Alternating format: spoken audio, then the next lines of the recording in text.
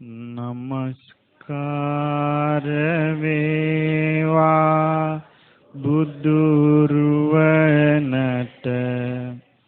සමදා බුදු හිමි සරණ යමි.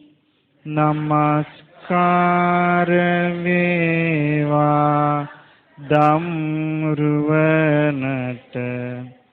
සමදා සදහම් සරණ යමි. නමස්කාර වේවා සංඝරුවනට සමදා මහා සංඝ සරණ යමි. නමස්කාර වේවා තුනුරුවනට සමදා තිසරණ සරණ යමි. සාදු සාදු සාදු. පින්වත්නි, අද මං බලාපොරොත්තු වෙන්නේ ජාතක කතාවක් කියලා දෙන්නයි. මේ ජාතක කතාවේ පුදුම විස්තර තියෙන නිසා පිනගෙන හොඳ තේරුමක් මේ ජාතක කතාවෙන් ඉගෙන ගන්න පුළුවන්. මෛත්‍රී භාවනාව ගැන හොඳ වටිනාකමක් ඉගෙන ගන්න පුළුවන්. ඒ වගේම අප මහ බෝසතාණන් වහන්සේගේ උතුම් ගුණ, ඒ වගේම අපිට නොපෙනෙන ලෝක විස්තර මේ ජාතක කතාවේ තියෙනවා. මේ ජාතක කතාවේ නම කුලාවක ජාතකය. කුලාවක කියලා කියන්නේ කැදැල්ල. එහෙම නැත්නම් කූඩුව. බුදුරජාණන් වහන්සේ ජේතවනාරාමේ වැඩ වසුවා. ඒ කාලේ සවැත් නුවරින් ඈත ප්‍රදේශයක භික්ෂුන් වහන්සේලා දෙනමක් වස්වසලා හිටියා. මේ දෙන්නට ඕන වුණා වස් කාලය ඉවර වෙලා භාග්‍යවතුන් වහන්සේව බැහැ දකින්න. ඉතින් පිටත් වුණා. හැබැයි දෙනමටම තිබුණේ එක පෙරහංකඩය පැම් පෙරලා වළඳන. අතරමඟදී මේ දෙනම යම් කිසි කුමක් හෝ කරුණකට බහිම්බස් වුණා. බහිම්බස් වෙලා දැන් අමනාපයි. අර පෙරහංකඩේ තියෙන භික්ෂුන් වහන්සේ අනිත් එක්කෙනාට කිව්වා මන් දෙන්නේ ඔහෙට පෙරහංකඩේ. ඔහි කැමති විදියට පැන් වළඳින්න එකයි ඇත්තේ.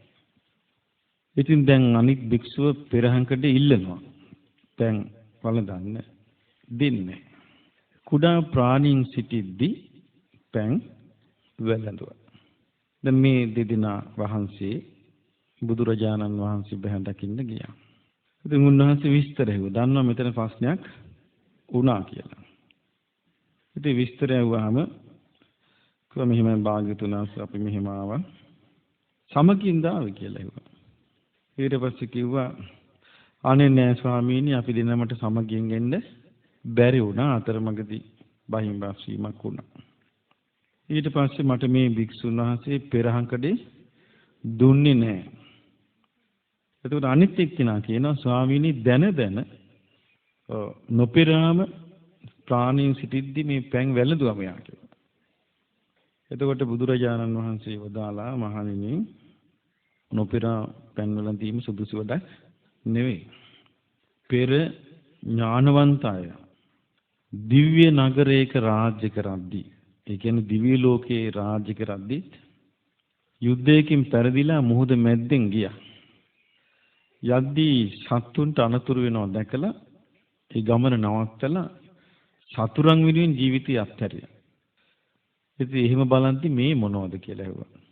එතකොට අර ස්වාමීන් වහන්සේලා ඉල්ලා හිටියා භාග්‍යතුන් වහන්සේ අතීත කතාව කියා දෙන්න කියලා. ඒ කාලේ අප මහ බෝසතාණන් වහන්සේ රජගහනුවර ප්‍රදේශයේ මචල කියලා ගමක පින්වන්ත ධෛර්යවන්ත තරුණෙක් වෙලා උපන්නා කුමාරයෙක් වෙලා උපන්නා නම මග. මේ මග කියන තරුණයා සිටියේ ගමේ පවුල් 30ක් තිබුණා. මේ ගම්ම එකතු වෙලා හැමදාම වැඩ කරනවා. ඉතින් දැන් මේ තරුණයා මග තරුණයා ඒ ගමේ ලස්සන බිම් කට සුද්ධ පවිත්‍ර කරගෙන ලස්සනට තැනක් හදන්න සූදානම් වුණා. එක ගැමියෙක් ඇවිල්ලා කිව්වා අනේ මල්ලී ඉතින් ඔහෙට ඕන තරම් තැන් හදන්න පුළුවන් මේක මට දීපන් කිව්වා. ඉතින් දුන්නා එහෙනම් ගන්න කියලා. තව තැනක් සුද්ධ පවිත්‍ර කළා. ඒතර ගමේ තව කෙනෙක් ඇවිල්ලා කිව්වා අනේ මල්ලී මේක මට හොඳයි කිව්වා. නුඹ වෙන තැනක් හදාගන්න කිව්වා. හොඳයි අක්කන්ඩි කියලා ඒක දුන්නා. මේ විදිහට මේ සුද්ධ පවිත්‍ර කරන තැන මිනිස්සු ඉල්ලනවා. පුදුම වැඩි කියන්නේ මේ තරුණයාට තරහ යන්නේ. බනින්නේ නැහැ. කේන්ති ගන්නෑ. ඔහේ ආසන ගන්න කියලා. මේ විදිහට දැන් දුන්නාම දැන් මේ විදිහට ඒක අතාරිනකොට ගම්මු ටික මෙයාට හිතවත් වුණා. දැන් මෙයා කියන දේ ගම්මු අහනවා. ඉතින් මෙයා කිව්වා මන්න සත්තු මරන්නේ නැහැ කිව්වා. ඔයගොල්ලොත් නොමරින්න. හොඳයි කිව්වා. මං සොරකම් කරන කෙනෙක් නෙමෙයි කිව්වා. ඒ නිසා මං වගේ ඔයගොල්ලොත් හැදෙන්න කිව්වා. එතකොට මේ ගම්මු ටිකක් සොරකම් අත්හැරියා. මං වැරදිකාම සේවනය කරන්නේ නැහැ කිව්වා. ඕගොල්ලොත් වැරදිකාම සේවනය කරන්න එපා කිව්වා. ගම්මු ඒක ඇහුවා. මං කිසි කෙනෙක්ව බොරුවෙන් රවට්ටන කෙනෙක් නෙවෙයි. ඒ නිසා ඕගොල්ලෝ ඒක පුරුදු වෙන්න එපා කිව්වා. බොරුවෙන් රැවටිල්ල. අනේ මං අපි කරන්නේ එහෙනම් අද ඉඳලා කිව්වා. මං සුරාපානය කරන කෙනෙක් නෙවෙයි කිව්වා. ඕගොල්ලෝ කරන්නත් එපා කිව්වා. එතකොට ගම්මු මෙයා කියන එක ඇහුවා. දැන් මේ මොකද්ද මේගොල්ලෝ රකින්නේ මේ? පන්සිල්. ඊට පස්සේ මං හරි ආසයි සේවය කරන්න. එතකොට මිනිස්සු කිව්වා හොඳයි අපිත් කැමතියි කිව්වා. ඊට පස්සේ මේගොල්ලෝ විවේකයෙන් ඉන්න පොඩි මණ්ඩපයක් හදලා කිව්වා අපි මේ ගමේ පාර හරි නැහැ. පාර හදමු කිව්වා. මිනිස්සු Tamanගේ වැඩ කටයුතු තියෙන නිසා පාන්දරින් එනවා මේක කරලා දෙන්න. මේ ගමට ලිඳක් නැහැ අපි ලිඳක් හදමු කිව්වා. දැන් මිනිස්සුත් ඇවිල්ලා ලින් හාරලා දෙනවා. මෙහෙම වෙනකොට මේ ගම දියුණු වෙගෙන යනවා.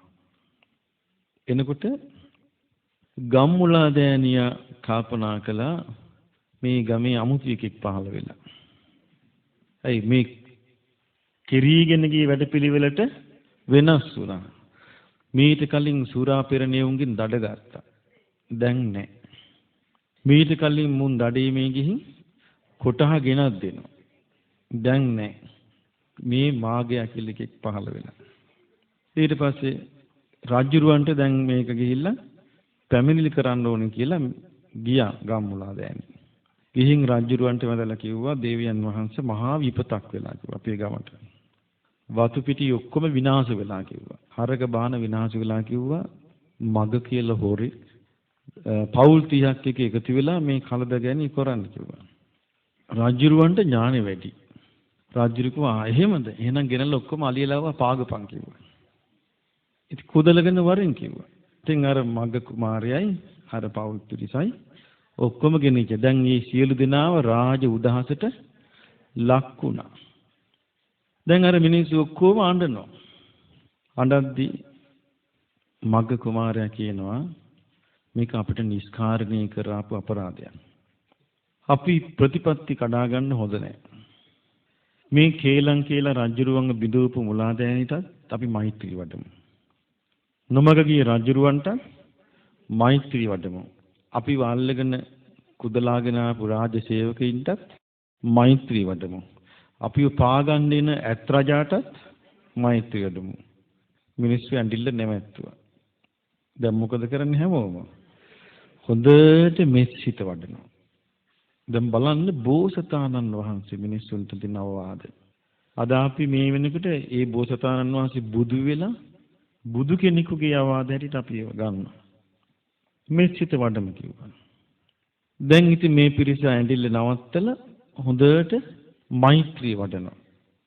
මෛත්‍රිය වඩද්දී. දැන් බලන්න මේ නිස්කාරණේ ධාර්මික සාධාරණ පිරිසකටයි මේ අපරාධ වෙන්නේ. ඒගොල්ලෝ තමන්ගේ සාධාරණකම ගැන හිත හිටියනම් මොකද වෙන්නේ? මේ සිත වඩන්න හම්බ වෙන්නේ නැහැ. දැන් ඔන්න මෛත්‍රිය වඩාගෙන ඉන්නවා. දැන් ඔන්න මරණ දඬුවමේ දවස. අලියා එව්ව කුලප්පු කරලා. පාගල මරන්න. අලියා ලං වුණා. ලං වෙලා එකපාරට හඬතල දීගෙන අනිත් පැත්ත හැරිලා බෙටි දාගෙන දිව්වා. දැන් රාජපුරුෂයෝ දැනුම් දුන්නා හරි වැඩේ රජතුමනි මේ මිනිසුන්ට ඇතා කිට්ටු වෙන්නේ නැහැ කිව්වා. රජුරුව කිව්ව වෙන ඇතෙක් යවාපන් කියලා. වෙන ඇතෙක් යවුවා. ඒ ඇතත් ඒ සෙනගට කිට්ටු වෙනකොට හඬතල දීගෙන හැරිලා දුවනවා. ආයෙ ගියා පණිවිඩ රජුරුව එහෙනම් මුන් ළඟ ඇති වටිනා ඖෂධ. මේ ඖෂධ බලෙන් තමයි මේක කරන්නේ. ගිහිල්ලා හොඳට පරීක්ෂා කරපන් කිව්වා. ඉංගිහ. ඉතින් බැලුව ඉනාත ගහලා වෙල හොයාගන්න බෙහෙතක් නැහැ. රජුරවන්ට කිව්වා එහෙනම් දැන් යවාපන් කිව්වා. ආයෙ හරියා අර ඇතා ආයෙ කිට්ටු වෙලා හඬතල දීගෙන දුවනවා. බලන්න මෛත්‍රී බලය. ඊට පස්සේ රජුරු කිව්වා එහෙනම් ගිහිල්ලා අහන්න මෙවුන් ළඟ තියනවාද කියලා මන්ත්‍රයක්වත්. රාජපුරුෂය ඇහුවා. ඊට පස්සේ බෝසතාණන් වහන්සේ පිළිතුරු දුන්නා අපි ළඟ මන්ත්‍රයක් නම් තියෙනවා කිව්වා. ඊට පස්සේ රජුරවන්ට ඕන වුණා මේ මොකද්ද මේ මහානුභාව සම්පන්න මන්ත්‍රය කියලා බලන්න. රජවාසලට ගෙන්නවා. ගෙන්නලා කිව්වා දැන් කියාපේ මන්ත්‍රය කිව්වා. ඊට පස්සේ කියනවා දේවයන් වහන්සේ අපේ මන්ත්‍රය මේකයි. මං සත්තු මරන්නේ නැහැ. මගේ පිරිස සත්තු මරන්නේ නැහැ. මං සොරකම් කරන්නේ නැහැ. මගේ පිරිස සොරකම් කරන්නේ නැහැ. මං වැරදි කාම සේවනයේ දෙන්නේ නැහැ. මගේ පිරිසත් වැරදි කාම සේවනයේ දෙන්නේ නැහැ. මං බොරු කියන්නේ නැහැ. මගේ පිරිස බොරු කියන්නේ නැහැ. ඊළඟට මම සුරාපානය කරන්නේ නැහැ. මගේ පිරිස සුරාපානය කරන්නේ නැහැ. ඊට පස්සේ දෙවියන් වහන්සේ අපි කලේ ගමේ මම්මාවත් හදාපු එක. වලවල් තිබිච්ච පාරවල් වල වලවල් වහලා පාර සමතලා කරපු එක. වැව් පොකුණු හදපු එක. රුක් රෝපණ කරපු එක. මේ වගේ වැඩ කරගෙන සිටිය අපට ගම්මුලා දෑනි මේ නිෂ්කාරණේ කෝන්තර බැඳගෙන ඔබ වහන්සේට අපට විරුද්ධව ගත කිව්වා. අපට විරුද්ධව මේ කේලම් කියපු කෙනාට අපි මෛත්‍රිය වඩනවා. ඔබ වහන්සේ නොමග ගිහින් රාජ උදහසට අපිව ලක් කළා. ඒ ඔබ වහන්සේටත් අපි මෛත්‍රිය වඩනවා. රාජ පුරුෂයන් අපිව පිර කරගෙන ගිනාවා. ඒ පිටිසරත් අපි මෛත්‍රිය වඩනවා. ඇතාලවා පාගන්න නියම කළා. හස්ති රාජයාටත් මෛත්‍රිය වඩන උච්චරයි අපේ මන්ත්‍රය කිව්වා. රජතුමාට හරි පැහැදීමක් ඇති වුණා. ගම්මුලා දෑනිව අයින් කළා. අර සියලුම ගම්වරේ බාර දුන්නා මග කුමාරයාට. අර ඇතත් බාර දුන්නා. ඇතත් උඹට කියලා. දැන් ඉතින් මෙයා හරි ලස්සනට පාරවල් හදාගෙන ලස්සනට යනවා. දැන් මෙයාට ඕන වුණා දැන් මේගොල්ලෝ ඔක්කොම රැස් වෙච්ච ශාලාව ලොකු කළා ලස්සන හොඳ ලොකු ශාලාවක් හදන්න. එතකොට මග කුමාරයාගේ ගෙදර ඉන්නවා කාන්තාවෝ 4 දෙනෙක්. සුධර්මා, චිත්‍රා, නන්දා, සුජාතා කියලා. බලන්න මේ පින්දහම් කරගෙන එක එක්කිනා මේ සංසාරේ යන හැටි. ඉතින් මේ මග කුමාරයා අර ශාලාව හදනවා කියලා දැනගත්තාම දැන් 3 දිනකට ඕන වුණා මේ පිනට කොහොම හරි හවුල් වෙන්න. හවුල් වෙන්න ඕන වෙලා සුධර්මා කිව්වා අර වහලේ හදන ඒ ප්‍රධාන වඩුවට කතා කරලා කිව්වා ඉස්සෙල්ලා යාට ආධාරයක් දුන්නා. මෙන්න මේක උඹේ වීදුමට තියාගනින් මල්ලියේ කියලා. මට වැඩක් කරලා දීපන් කිව්වා. මොකද්ද කියලා ඇහුවා. මේ ශාලාවට මාවත් කොහොම හරි සම්බන්ධ කරගනින්. මාව මේකේ ප්‍රධාන වැඩකට හවුල් කරවපන් කිව්වා. නිකන් එකකට නෙවෙයි. ප්‍රධාන වැඩකට හවුල් කරවපන්. දැන් මේ වඩුව කල්පනා කරලා දැන් කාටවත් නොතේරෙන්න කරන්නත් උනේ. කල්පනා කළා ගහක් තිබුණා. ගහ කපලා වේලෙන්න දැම්මා. දාලා එකකින් කැණි මඩල හැදුවා. හදලා හැලි මඩල කියලා කියන්නේ ඉස්සර හදද්දි වහල මුදුනට ලොකු රවුන්ඩ් ලීයක් හයි කරනවා. ඒ රවුන්ඩ් ලීයට තමයි වටේ පරාල ඔක්කොම සම්බන්ධ වෙන්නේ. ඒකට කියනවා කැණි මඩල කියලා. මේක රිදි කෑල්ල කොතලා ගිහින් දුන්නා. මෙන්න අක්කන්ඩියේ මේක එන හංගලා තියාගන්න කිව්වා. දැන් මෙයා කැණි මඩල හංගගෙන තියන් ඉන්නවා. දැන් ඉතින් ගොඩනැගිල්ල හැදීගෙන යනවා. දැන් අර වඩු බාස්ලා දන්නේ වගේ අමතක වෙච්ච ගානට වැඩ කරගෙන යනවා. ඔන්න වහලේ හයි කරන දවස ආවා. කැණි මඩල නැහැ. මිනිස්සු කෝ බාසුන් නැහැ කැණි මඩල. හප්පේ අමතක වුණා කිව්වා. දැන් ඉතින් එයා කිව්වා දැන් ඉතින් හරි වැඩේ මට මේ ගස් කපලා වේලලා මේක හදන්න කාලේ නැහැ කිව්වා. එහෙනම් ඉතින් හදපු එකක්වත් හොයාගමු කිව්වා. හැමතැනම හොයනවා ගන්න නැහැ. ඊට පස්සේ ආරංචි වුණා සුධර්මා ළඟ තියෙනවා. ගිහිල්ලා කිව්වා සුධර්මා කියන ගාණක් දෙන්නම් කැණි මඩල දෙන්න කිව්වා. මේක මං සල්ලි වලට දෙන්නේ නැහැ කිව්වා. එහෙනම් මම මේක පූජා කරනවා. හැබැයි මාව මේකේ ප්‍රධාන හවුල්කාරී කරගන්න ඕනේ කිව්වා. කොහොමද ඒ කාලේ ඥානෙ? ඊට පස්සේ හාය කිව්වා. ඕන දැන් සුධර්ම හිතපු දේ සිද්ධ වුණා. දැන් ඉතින් චිත්‍රත් කල්පනා කළා මේකට මම කොහොමද හවුල් වෙන්නේ කියලා. ශාලාව දෙපැත්තේ තල් ගස් පීලියක් ලස්සනට ඉඳුවා. ඉඳලා නානා ගස් වර්ග, මල් වර්ග, පළතුරු වර්ග ඉඳලා ලස්සන උයනක් හැදුවා යා. නන්ද කල්පනා කළා දැන් උයනක් හරි. මම මොකද කරන්නේ? කල්පනා කළා යා හිතුවා මම පස්පියුමෙන් සැදි ලස්සන පොකුණක් හදන්න ඕනේ කැමතියට නාන්න කැමතියට වතුර බොන්න. නන්ද මොකද කළේ? මහන්සි වෙලා ලස්සන පොකුණක් හැදුවා. මේ පොකුණේ නිල් මහනෙල්, සුදු මහනෙල්, රතු නෙළුම්, සුදු නෙළුම්, ඕලු මේවා තියෙනවා. සුජාත කනවා ඉන්නවා. කිසි පිනක් ගැන වගක් නැහැ. ගානක්වත් නැහැ සුජාතට. උඹලා පින් කරගන්නලා අනේ මට මොකෝ කියලා. මං කාටවත් වරදක් කරන්නේ නැහනේ. මම මගේ පාඩුවේ ඉන්නවා කියලා සුජාත හිටිය ඔය කකා බිබි. බලමු ඊට පස්සේ වෙච්ච දේ. මග්ග කුමාරයා පින් දහම් කරලා ඔන්න මැරුණා. මැරිලා ගිහින් උපන්න සක්දිවුදු වෙලා. සක්‍ර දෙවියෝ වෙලා උපන්නා.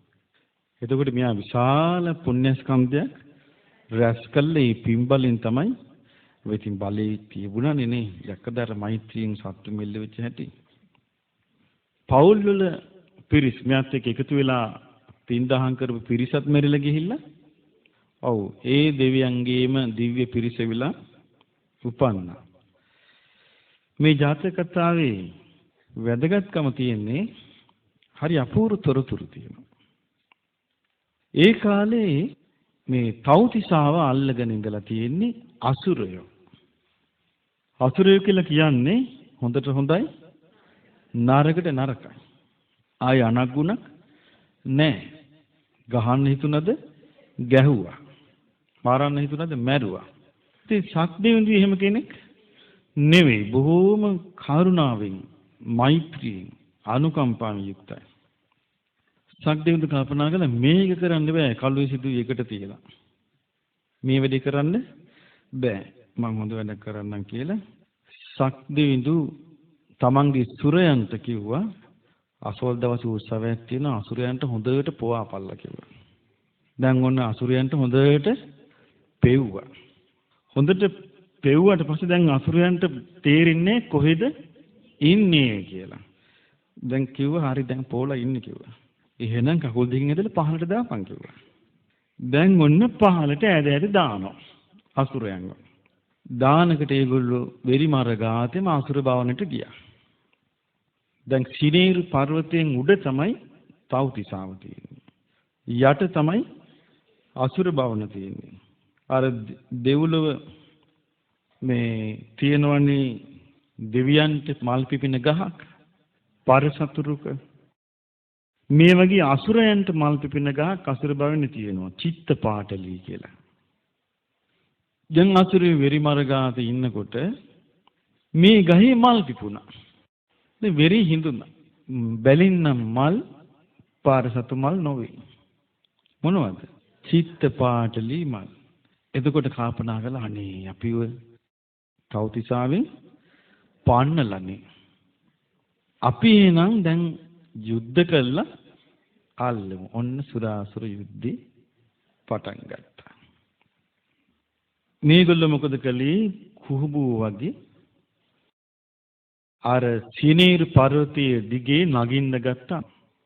නගින්න ගත්තාම දැන් සක්දෙවිඳුට තේරුණා දැන් ඔන්න අසුර කෝලහලේ එනවා. ඊට පස්සේ සක්දෙවිඳු මොකද කළේ? වෛජයන්ත කියන රථයේ නැගලා. ඒ වෛජයන්ත කියන සක්දෙවිඳුගේ රථය රෝද 1000ක් තියෙනවා. එතකොට මේ රථය යොදුන් 250ක් විශාලයි. එතකොට රෝද 1000ක් තියෙන අශ්වය 1000ක් යොදවලා තියෙනවා. ඉතින් මේ යුද්ධ කරද්දි කොහොම හරි සක්දෙවිඳු පෙරදුනා. පෙරදුනාම දැන් අසුරෙත් එක්ක යුද්ධ කරගෙන දැන් පහළනේ යුද්ධ කරන්නේ. ඊ පෙරදුනාට පස්සේ සක්දෙවිඳු යුද්ධේ නවත්තලක මේක හරියන්නේ නැහැ. අපි දැන් පරිදිනව දිගට හරහාට. අපෝ යමක් කිව්වා. මාතලීට නියම කළා. දැන් මාතලී දැන් මුහුද උඩින් තමයි රථය ගෙනියන්නේ. ගෙනියනකොට ඇහෙනවා කුරුල්ලෝ කෑ ගහනවා. හයියෙන් හඩතල දීලා කෑ ගහනවා. ඇහුවා මේ සද්දේද මොකෝ මේ අමුතු සද්දයක්. මාතලී රථාචාර්ය කියනවා දෙවිඳුනි මේ මොහොතේ ඉහළින් ඇති අහසේ තියෙනවා හිඹුල් වනේ. මේ හිඹුල් වනේ තියෙනවා ගුරුල්ලන්නේ කැදලි කුලාවක. ගුරුල්ලන්ගේ කූඩු තියෙනවා. මේ හිඹුල් වනේ කැපිලා යනවා මේ රෝදවලින්. එතකොට අර කූඩු කැඩෙනවා. කැඩුනාම ගුරුළු පැටව මොහොතට වැටෙනවා. ඒගොල්ලෝ මරණ බියෙන් කෑ ගහන එකයි ඔය ඇහෙන්නේ කිව්වා. එතකොට සක්දෙවිඳු කියනවා සගය මාතලි අප නිසා මේ කුරුල්ලෝ මැරෙන එක මහා වැරැද්දක්. දැන් අපි පන්නගෙන ඉන්න බව හැබැයි අපිට ඕන එකක් කරපු ආවේ අසුරිය. යන්න එපා ඉස්සරහට කිව්වා. හරවන්න කිව්වා. වෛජයන්ත රථය ආපහු නවත්තලා ආපහු හැරෙව්වා. හරවනකට අසුර පිරිස හිතුවා මේ හරවන්නේ නම් ලොකු බලයක් ආරගෙන දැන් මහා සේනාවක් එක්ක ආයෙ අපිට වැඩේ දෙන්න යන්නේ. ඊට කලින් අපි දුවමු කියලා අසුර පිරිස මොකද කළේ? අසුර භවණයට දීවපු ගමන් පෙරදුනා. අසුරේ පෙරදුනා. සක්දෙවිඳුට ජය ලැබුණා. දැන් සක්දෙවිඳු ඊට පස්සේ වෙන මාර්ගයකින් අර හිඹුල් වණිය මග ඇරලා දෙව්ලොවට පිටත් වුණා. එතකොට දෙදෙව්ලොව චාතුම් මහරජික තාවතින්ස කියන දෙව්ලෝකවල සුරයන් මේ ජයග්‍රහණය සමරන්න සක්දෙවිඳු පිරිවරාගෙන ඉන්නකොට පහළ වුණා දිව්‍ය ප්‍රාසාදයක් වෛජයන්ත කියලා. වෛජයන්ත කියන්නේ යුද්ධයෙන් දිනලා ලැබෙන දේ. වෛජයන්ත ප්‍රාසාදේ පහළ වුණා. ඉතින් මේ පහළ වුණාම දැන් ඉතින් කවුද දිනුම්? ඔව් සක්දෙවිඳු තමයි දැන් දිනලා ඉන්නේ. අසුරයන්ට එන්න බැරි වෙන්න ආය දිව්‍ය ලෝකෙට පස් ආකාරයක රැකවල් දැම්මා. දැන් දෙවියන් සහ අසුරයන් අතර මේ අසුර නගරයයි දිව්‍ය නගරය අතර මේ එකිනෙකාට පිවිසෙන්න බැරි වෙන්න අතරමඟ තියෙනවා අයෝධ්‍යා කියලා පුරයක්. එතනට ගියාට පස්සේ යුද්ධ කරන්න බෑ. එතකොට දිව්‍ය ලෝකයේ දෙවිවරු ගිහිල්ලා ඒ අයෝධ්‍යාපුරයේ ප්‍රධාන ගේට්ටුව වහම. එතකොට පස්සේ ආය අසුරයන්ට ලක්ෂයක් අසුරයවත් අර ගේට්ටුව අරින්න බෑ. ඊළඟට යම් දවසක අසුර පිරිස අර ගේට්ටුව වහන දෙයගොල්ලන්ගේ පැත්තේ කිසි කෙනෙකුට අසුර නගරය ආක්‍රමණය කරන්න බෑ. ඊට පස්සේ මොකද කළේ? මේ පස් ආකාර ආරක්ෂාවක් දැම්ම සක්දෙවිඳු මේ තව්තිසාවට එන්න බැරි වෙන්න. ඒ පළවෙනි ආරක්ෂාව දැම්ම මුහුද ආශ්‍රය කරගෙන නාගයන්ගෙන්. ඔබ අහලා තියෙනනේ නාග භවන් තියෙන මුහුද කියලානේ.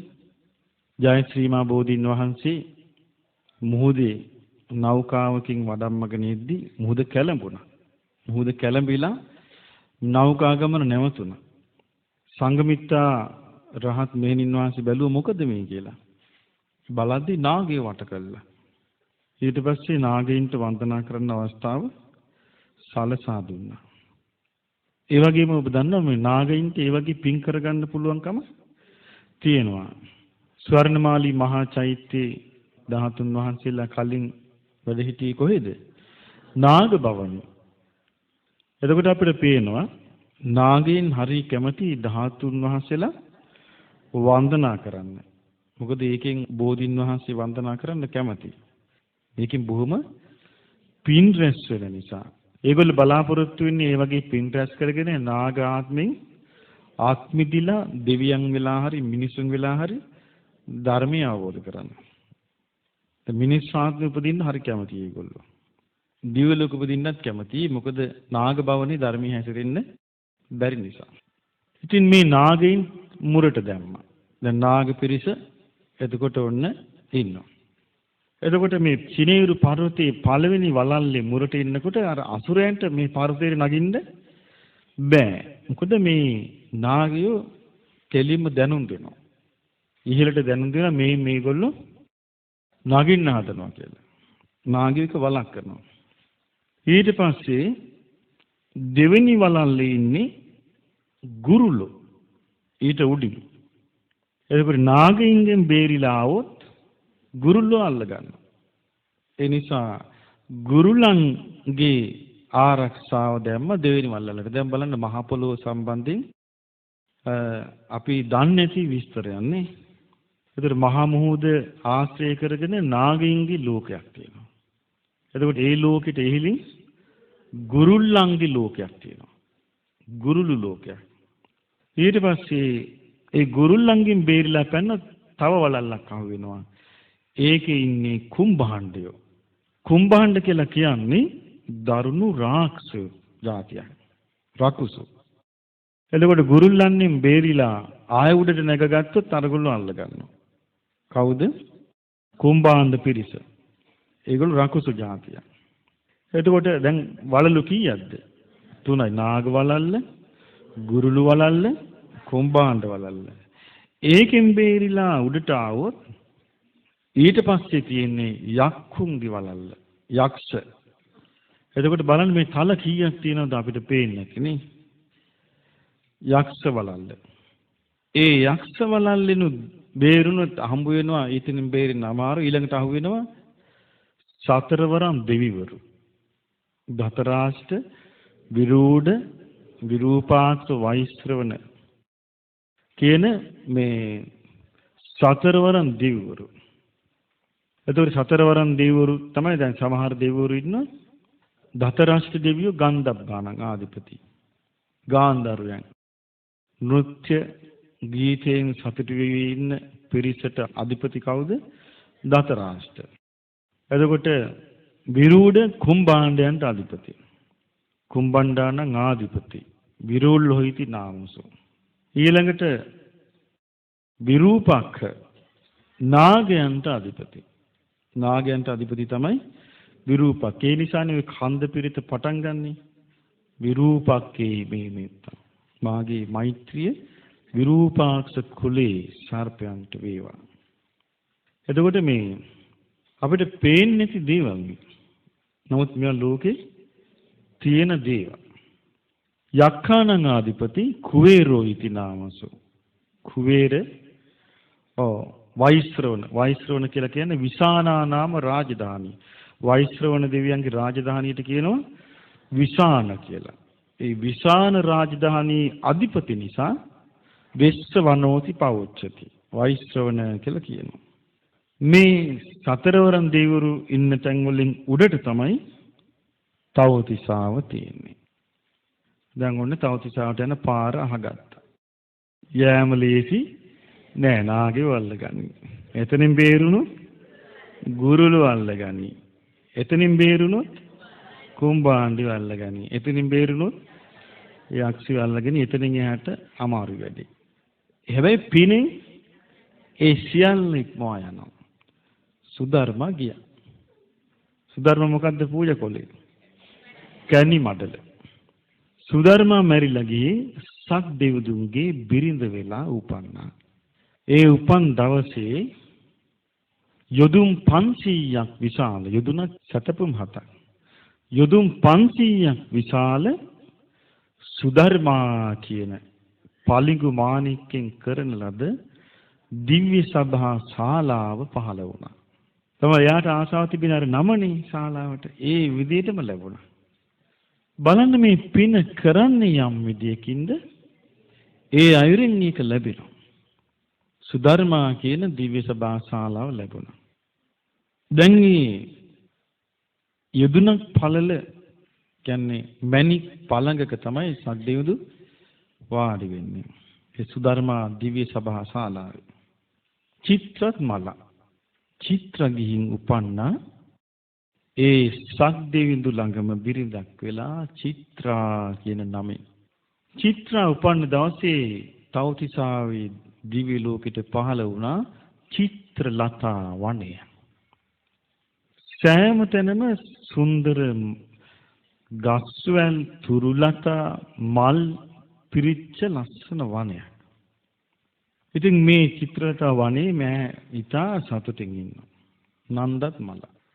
නන්ද ගිහින් උපන්නේ සක්දෙවිඳු ළඟ. ඈ ඉපදිච්ච දවසේ පහළ වුණා නන්දා පුෂ්කරණී. පස් පිරිමෙන් සැදි පොකුණේ නමක් නන්දා. බලන්න එතකොට නම් පවා යනවා නිකන්. නමත් යනවා. නම ගහ ගන්න දෙයක් නැහැ. අපි නිකන් නම් ගහනවා නේ. මම දැක්ක එක බුදු පිළිමයක නමක් ගහලා තිබ්බ. යට සීලවති. ලොකුවට නම ගහලා සීලවති විසින් හිම් පොඩියට දාලා පූජා කරන ලදී. ඈතට පේන බුදු පිළිමෙට දාපු නමක් වගේ. අර තමන්ගේ නම ගහගෙන නෙමෙයි පස්සෙන් එන්නේ. තමන් හරි විදියට වැඩේ කළාද නම පස්සෙන් එනවා. ආයි බාගෙට වැඩේ කළා නම ගැහුවා කියලා නම පස්සෙන් එන්නේ. හරි විදියට වැඩේ කළාද නම පස්සෙන් එනවා. නම ඕනේ නම් විතරක්. එතකොට දැන් ආශාව තිබ්බනේ හරියට නම මේක කළේ මමයි කියලා මට ප්‍රධාන වෙන්න ඕනේ කියලා ආශාව තිබ්බනේ. සමහරට ඒක නිසා වෙන්නේ නැති ඒගොල්ලන්ගේ නමින්ම එයා පහළ වුණේ. ආශාවෙන් කළා. හැබැයි යා මේ මනුස්ස ලෝකයකට නම ගැහුවේ නැහැ. නමුත් ඒ නමින්ම පහළ වුණා. සුධර්මා කියන දිව්‍ය සභා ශාලාව පහළ වුණා. චිත්‍රලතා කියන වනේ පහළ වුණා. නන්දා පුෂ්කරණී පහළ වුණා. සක්දෙවිඳුට දැන් හරි සතුටුයි. අයියර මග කුමාරයා කාලේ හිටපු අය දැන් ඔක්කොම එනවා. දැන් සුධර්මත් ආවා. චිත්‍රත් ආවා. නන්දත් ආවා. සුජාතා කෝ. දැන් බැලුව සුජාතට මොකද වුනේ? සුජාත උපතක් ලැබුණද නැද්ද? සුජාතා පිනකලින් නේ ඔහේ හිටියනේ බත් කකා. බැලුවා. සුජාතා මැරිලා. දැන් බැලුව මිනිස් ලෝකෙට ඇවිදින්නද? නැහැ. දිව්‍ය ලෝක පීරල බැලුවා. නැහැ. අසුර ලෝකෙත් බැලුවා නැහැ. බැලින්නම් වෙලක ඔව් මඩේ හිමින් අඩියේ තියෙති. තිත්ත පැටව කනවා. කෙකිනියක් වෙලා. සක්දෙවිඳුට හරි අනුකම්පාවට වුණා. අනේ මේ අපිත් එක්ක හිටපු කෙනාට වෙච්ච විපත. බලන්න අර පින අතහැරපු එක. පින අත්හරින්න කොච්චර නම් දැන් පින් කරපු ගොඩේ නෙමෙයි යා හිටියේ පින අතහැරලානේ. අනිත් අය පින් කරන බව පෙනි. අනිත් අය වැඩ කරනවා දැක. පිනට හවුල් නොවි හිටියා. පින අත්හැරලා හිටියා. පින කරන්න ආසාව උපදවා ගන්නේ නැතුව හිටියා. ඒකනේ බුදුරජාණන් වහන්සේ දැන් උන්වහන්සේ දන්නේ පින ගැන. ඒ උන්වහන්සේ කරපු දේවල් මේ. උන්වහන්සේ රැස් කරපු පින්. ඒකනේ උන්වහන්සේ කියන්නේ පිනට ආස කරන්න කීකේ. ඉතින් බැලුවා. කෙකිනි. සක්දෙවිඳු ඇවිදින්න මේ ඊර්ති බලෙන් ඇවිල්ලා කෙකිනිව අරන් ගියා. අරන් ගියේ කොහෙටද? තවතිසාවට ගෙනිච්චා. දැන් පේනවා මේ බලන්න සුධර්ම. ඔයත් එකට හිටපු එක්කෙනා. මේ බලන්න ඇවිනින් පහළ වෙච්ච ශාලාව. අර ඉන්නේ බලන්න අර බලන්න චිත්‍ර. අර බලන්න ඇයට පහළ වෙච්ච උද්‍යානේ. අර බලන්න නන්ද අර පොකුණි නනා ඉන්නවා. දැක්කද ඔයාට කී කලදසාවක් කිකිණි අඬන්න ගත්තා. මොකද කරන්න ඕනේ කියලා ඇහුවා. ඒකෝ දැන්වත් ඉතින් දැන් පුළුවන් වැඩේ කරන්න කිව්වා. දැන් සීල් රකින්න කිව්වා. කියලා කෝ සතුන් මරීමෙන් වැළකීමි කියලා සීල් රකින්න කිව්වා. කිකිණි සීල් සමාදන් වුණා. දැන් කෝ දැන් ඉතින් එහෙනම් මැරිච්ච සතු තමයි දැන් ඔයාට කෑමට තියෙන්නේ. කිකිණි ගිහිල්ලා ආයේ මඩේ තිබ්බා. දැන් එහායි ඇවිද කිකිණි යනවා. මැරිච්ච මාළු හොය දැන් කිකිණිට කෑම හිඟයි. දැන් සක්දිවිදු කල්පනා කළා දැන් මම මෙයාට සිල් සමාදන් කරලා පහලට දැවා. දැන් මෙයා වැඩේ හරියට කරනවාද? දැන් කිකිණි බොහොම අදිෂ්ඨානෙන් ඉන්නවා. බඩගින්නේ වැඩිපුර. දවසක් සක්දිවිදු මොකද කළේ? මැරිච්ච මාළුවෙකුගේ වේශයක් ගත්තා. දැන් මොන මාළු පැටිය පාවෙලා එනවා. කිකිණි දැන් බඩගින්නේ දුවගෙන ගියා. ඉක්මනින් ගිහිල්ලා තුඩෙන් මාළු පැටියව දැහැගත්තා. මාළු පැටිය වලි ගිහිල්ලුවා. කිකිණි දැනගත්ත අපේ පණ තියෙනවා. අතෑරියා. මාළු පැටිය වතුරට වැටුණා නොපෙනී ගියා. ඒකට සක්දෙව් දැනගත්ත හරි. දැන් මෙයා උවමනා ගමන යනවා. බලන්න අර කවුරු හරි කෙනෙක් නෑ. අනිත් කිකිණියන්ට ওই වාසනාව නෑනේ. ඔය ඉතිහාසයේ එකම කිකිණිට හම්බ වෙච්ච එක. එහෙනම් අපිටත් වෙන්නේ බෑනේ. ඒ නිසා බලන්න අර හරි කෙනෙකුට හිතවත් වෙලා හිටපු එකේ වාසිය. හරි කෙනෙක් ළඟ හිටපු එකේ වාසිය. නේ? ඊට පස්සේ දැන් ඔන්න කිකිණි මල. දැන් ඔන්න සක්දෙවිඳු දැනගත්ත කිකිණි මල. දැන් හොයනවා කොහෙද උපන්නේ? දැන් බලන්න ඕකට ඉෂ්ට දේවතාව කියන්නේ. දැක්කද ඉෂ්ට දේවතාව හැදිච්ච විදිය? සංසාරේ තමන් එක්ක හිටපු කවුරු කෙනෙක් හොඳ තැනක ගිහින්. ඒ හොඳ තැනක හිටපු එක්කෙනා අර කාර්දරේ වැටිච්ච එක්කෙනාව බේරණ හැටි.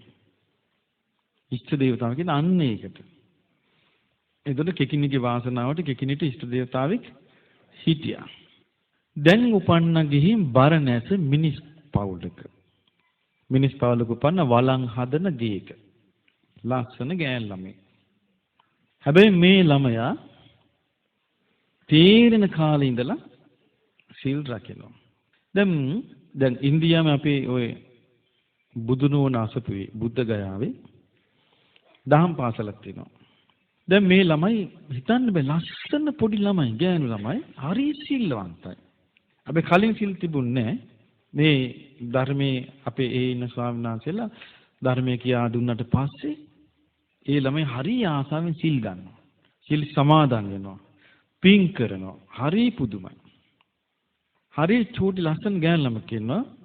ඒ ළමයි දෙන්න මම එන දවසේ අවුරුදු එක්කෙනෙකුට ඇති 9ක්. අනිත් කෙනාට 8ක්. මේ දෙන්න මම බැලු මොකද ලස්සනට ඇඳගෙන පොඩි වාදනයක් රෙදි කෑල්ලකින් උතල ගැටියක් ගහගෙන ආවා. ඉතින් මං අර ආදරයට ඇහුවා චෝටි රාණි කියන්නේ පුංචි බිසෝ. මම නිකන් චෝටි රාණි කහන් ආගයි කියලා. කොහෙද මේ ආවේ කියලා. ඊට පස්සේ කියනවා මහා සංඝ කේලියේ භෝජන ලායා है. මහා සංඝයාට දාන ගෙනාවා. ඉතින් මට හරි පුදුමයි මේ චූටි ළමයින්ගේ අදහස්. හැබැයි පැහැදිලිව පේනවා දිවි ලෝකෙන් ආපු අය. වාසනාවට ධර්මයෙන් හම්බ වුණා. එතකොට මම කිව්ව සංඝයාට ගෙනාවා කියලා මමත් ඒක අත ගහලා සාදු සාදු කළේ. එහෙනම් ඕකෙන් පළවෙනි කොටස බුද්ධ පූජාව තියෙනවා. හරි සතුටින් ගිහිල්ලා පූජාව තිබ්බා. මේ වගේ චූටි ළමයි මේ ලංකාවේ නම් මට තාම මොන ගිහිල්ලා නැහැ. අනාගතේ සැකයි. ඉතින් ඒ නිසා ඒ අසාමාන්‍යයි. ඒ පින්වන්ත හැසිරීම ළමයින්ගේ. දැන් බලන්න මේ පින ඒ පුරුද්දට ආපු විදිය නේ. ඒ කියන්නේ ඒ ළමයි ඔය ශ්‍රී ලංකාවේ හිටපු ළමයි. ධර්මයේ හම්බුණා විතරේ අර පරණ සසර පුරුදු මතු වුණා. ඉතින් දැන් ඔන්න අර සුජාතා උපන්න කොහෙද? බරණැස වළං හදන පවුලේ උපන්න. දැන් මෙයා සීලවන්තයි. අයියා අතන සීල වෙනුවෙන් දිවි පුදවන්නේ. කිකිණි වෙලා ඉඳලා. ඊට පස්සේ සක්දෙවිඳු බැලුවායි. අහුණා. උපන්න තැන. කොහොම හරි හොයාගත්තා. ඒ සහස්ස නෙත්තනේ. නේත්‍ර 17ක් තියෙනවා. ආයි බේරිලි බෑ. පේනවා. සක්දෙවිඳු කල්පනා කළා මෙයාට පින් කරන්න ආසයි. මෙයා දැන් පිනට පොළඹවන්න ඕන. 100 කෙනෙකුගේ වෙස්යෙන් රං කැකිරි පුරවාගෙන කරත් ටික ගෙනාවා. ඒ ගමට. ගෙනල්ලා ඉතින් කෑග ගහ මේක විකුණන්න ගෙනියමු. රං කැකිරි ගන්නවද කියනකොට ඔන්න මිනිස්සු වටුණා. වටවෙලා කිව්වා ෂාපූරු කැකිරිනේ. කීයද මේ කියලා. නෑ මං සල්ලි උට දෙන්නේ නෑ කිව්වා. එහෙනම් ගන්නවද කියලා මොකෝ කියලා ඇහුවා. සීලවන්ත කෙනාට විතරයි කිව්වා මේක දෙන්නේ මං. ගම්මු මූණට මූණ බලාගත්ත මූණ ඇඹුල්ුණා. ගියා. අපිට එනම් මේ වයිති නැත කියලා. එහෙනම් ගම්මුන්ගේ සීලේ දැනගත හැකියි. අර දුව ආව පිරිස මැද්දෙන්. ඇවිල්ලා කිව්වා සීයේ මම නම් දන්න කාලේ ඉඳලා සිල් ආරක්ෂා කරන් ඉන්නේ. හැබැයි කැකිරි බලන් නෙවෙයි කිව්වා. කිව්වා හරි දුවේ කැකිරි බලාගෙන නෙමෙයි ඔයා සිල් දැක්කේ. නමුත් ඔයාටයි මේ කැකිරි. ඔන්න මේ දුවට හම්බුණා මේ දුව ඒවා විකුණලා ඔන්න දුවට සල්ලි ලැබුණා. ඒ දුව පින් දහම් කළා. පින් දහම් කළාට පස්සේ දැන් ඔහොම දැන් සිල් ආරක්ෂා කරන් පින් කරගෙන නමුත් බලන්න එකපාරට දුර්ග යන්න බැරි. ආයි මරුණා. දැන් සක්දෙවිඳු ආයෙ හොයනවා. හොයද්දි අහුණා ඉන්න තැන. වේපචිත්ති අසුරේන්ද්‍රයාගේ අසුර ලෝකෙ ඉපදිලා. වේපචිත්ති අසුරේන්ද්‍රයාගේ දුව වෙලා සුජා කියන නමින්. අනේ නම ආවා. බලන්නනේ. සුජා කියන නමින් උපන්න වේපචිත්ති අසුරේන්ද්‍රයාගේ දුව වෙලා. දැන් හරි ලස්සනයි දැන්. දැන් වේපචිත්‍රි අසුරේන්ද්‍රයා කල්පනා කළා මේ රූබර දියණියට ස්වයංවර මංගල්‍යයක් තියන්න ඕනේ කියලා. දැන් මේක නිවේදනය කළා. එතකොට සක්දෙවිඳුට හිතවත්ව ඔත්තු දුන්නා. ආන්න දැන් ස්වයංවර මංගල්‍යයක් තියන්න යන්නේ. මංගල්‍ය දවසේ සක්දෙවිඳු ගත්ත අසුර වේශයක්. අරගෙන දැන් ඇවිල්ලා ඉන්නවා අර ස්වයංවර සභාවේ. දැන් මාළේ අතට අරගෙන සුජා අසුර කන්‍යාව වටේ යනවා මල් මාළේ අර. දැන් දැක්ක අර ලස්සන අසුරෙක්. දන්නේ නැහැ මේ සක්දෙවිඳු කියලා. මල් මාළේ දැම්මා. දාලා අතින් අල්ලලා කිව්වා ඔබයි මගේ හිමි ස්වාමියා කියලා. එදා ඉඳලා සක්දෙවිඳුට මේ සුජාව ආයිති වුණා. සක්දෙවිඳු සුජාව එක්කගෙන ගියා. තවුතිසාවට. තාවතින්සේට සුජාට 90 පිරිස දුන්නා. දිව්‍ය අප්සරාව. සුජාගේ ස්වාමියා දැන් සුජාගේ පති සක්දෙවිඳු. ඒ නිසා සක්දෙවිඳුට නමක් ලැබුණා සුජම්පති කියලා. දැන් බලන්න හරි ලස්සන විස්තරයක් නේ. මේ විස්තරේ බැලුවාම බුදුරජාණන් වහන්සේ භික්ෂුන්ට කියන මහණින් ඒ කාලේ දැන් බලන්න අර මේ ඔක්කොම කැරකිලා ආවේ අර සටනෙන් දින්නේ මෛත්‍රිය නිසා. මේ ඒ කාලේ මාතලි වෙලා හිටිය ආනන්ද කිව්වා. ශක්‍රය වෙලා හිටියේ භාග්‍යවතුන් වහන්සේ. දැන් බලන්න මේකේ අපිට ගන්න තියෙන විස්තරේ. දැන් අපිට ඉෂ්ට දේවතාවක් නැත්තම් ඒ ඉෂ්ට දේවතාවා කියන්නේ කවුද? මොන විදිහට හැදිච්ච කෙනෙක්ද කියලා අපිට මේ සිද්ධියෙන් හොඳට පේනවානේ. එහෙනම් සංසාරේ අපිට බැඳිච්ච අපේ හිතවත් කවුරු හරි කෙනෙක් ඉන්නවනම් පිනෙන් උසස් වෙලා පිනෙන් බලවත් වෙලා ඒ පිනෙන් බලවත් වෙච්ච කෙනා අප කෙරේ හිතයි සීව අපිව රැකගන්න කරුණු යොදනවා නම් ඒ කවුද? ඉෂ්ට දේවතාවා. එහෙමයි මේ ඉෂ්ට දේවතාවරු හැදෙන්නේ. ඊළඟට පින ගැන හොඳ විස්තරය. මොකක්ද මේ පින ගැන විස්තරය? පිනට ආශා කරලා පින කිරීම. පිනට ආශා කරලා පින කිරීම තුල ඒ පින තමන්ගේ පස්සෙන් එන හැටි. තමන්ගේ පස්සෙන් තමන් හිතුවත් නැත ඒ පින එනවා. ඊළඟට මේ කතාවේ වැදගත් කරුණක් තියෙනවා. පින කරන්න බැරි වෙච්ච කෙනා අමාරුයි වැටිච්ච හැටි. දැන් බලන්න අර සුජාතා කොච්චර අවස්ථාවක්ද යාටනේ බෝසතාණන් වහන්සේ නමක් ළඟ මේ ඉන්නේ. එතකොට ලොකු පිරිසක් සැදී පැහැදී මුළු ගමක්ම පින් කරනවා. මෙයා වගක් නැතුව ඉන්නවා.